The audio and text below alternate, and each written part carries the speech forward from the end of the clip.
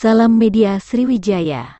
Viral video penyanyi Pamungkas gesekan handphone penonton ke area bagian sensitifnya saat manggung.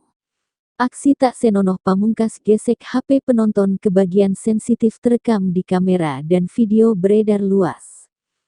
Nama Pamungkas trending di Twitter hingga tagar jijik pula menghiasi media sosial bersimbol burung itu. Dalam video itu, terlihat Pamungkas yang tengah tampil di acara Synchronize Festival 2022. Pamungkas tampak mengenakan setelan jas coklat. Saat menyanyi, ia mengambil HP salah satu penonton lalu merekam dirinya dengan HP itu.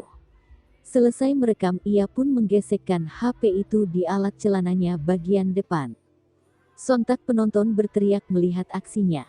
Setelah itu, ia mengembalikan HP tersebut. Aksi Pamungkas itu pun menuai banyak hujatan dari para netizen.